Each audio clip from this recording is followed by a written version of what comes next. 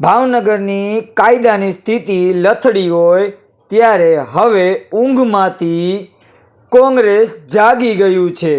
વાત કરીએ તો કોંગ્રેસ હવે ઊંઘમાંથી જાગી અને એસપી સાહેબને ગુના રોકવા માટે આવેદનપત્ર પાઠવ્યું। જો બીજી તરફથી વાત કરીએ તો હવે પોલીસ પણ માર્ગો ઉપર ઉતરી અને કાયદો જળવાઈ રહે તેવું કરી રહી છે।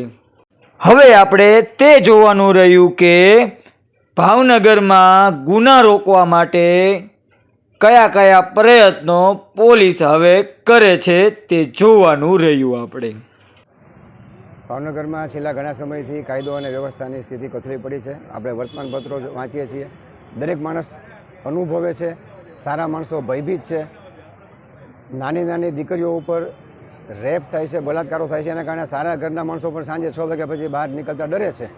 આ બધી જ રજૂઆતો કરવા અમે આજરોજ ભાવનગર એસપી સાહેબ પાસે આવેલા અને એમને રિક્વેસ્ટ કરી છે કે તમે હવે કડક હાથે કામ લો। આમાં નાની નાની રેડ કરવાથી મેળ નહીં પડે। ભાવનગરની બધી જ સીમાઓ તમે બંધ કરી દો, જેટલી ભાવનગરથી બહારથી આવતી સીમાઓ છે, વાયુની સીમા છે, રેલવે છે અને બધા રસ્તાઓ છે। ભાવનગરમાં તો મેન્યુફેક્ચરિંગ છે જ નહીં આ બધાનું, તો તમે એ બંધ કરી અને ભાવનગરમાં આવતું બંધ કરાવો આ બધું અને અમારા શહેરને ભાંગતું બંધ કરો। અમારા શહેરના યુવાનો બરબાદ થાય અમે જોઈ શકતા નથી। કોંગ્રેસને આનાથી બહુ જ કોંગ્રેસ ચિંતિત છે અને અમે વ્યથિત છીએ। આ 4-4 વર્ષની દીકરીઓ ઉપરના બલાત્કારો થાય છે, અત્યંત ખરાબ વસ્તુ છે। એટલે એ દીકરીને એના પરિવારને વળતર પણ મળી રહે સ્પેશિયલ સરકારમાંથી, એ બાબતેની અમારી આજે સાહેબને ખાસ રજૂઆત હતી કે એનો પરિવાર આજે બનાવ બની ગયો છે એને એમાંથી તો બહાર નહીં આવી શકાય અને આરોપીને ફાંસી થાય કે જે કાયદા પ્રમાણે થતું હશે એ થાય, પણ પીડિત પરિવારનું શું? તો પીડિત પરિવારને પણ એની રીતે કાંઈ સહાયતા સરકારમાંથી મળી રહે એ બાબતે અમે રજૂઆત કરી છે।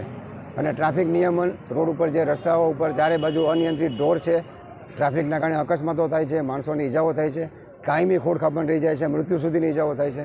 આ બાબતે ગંભીર થઈ અને તાત્કાલિક સાહેબને કીધું છે કે તમે આ બાબતે કડક પગલાં લ્યો અને એસપી સાહેબે અમને વિશ્વાસ આપ્યો છે, ભરોસો આપ્યો છે કે ટૂંક સમયમાં જ આ બાબતે સંપૂર્ણ રીતે એમના શક્ય લેવલે કડક હાથે કામ લઈ અને ભાવનગરને અનુભવ થાય એ રીતની કડક કાર્યવાહી કરવામાં આવશે।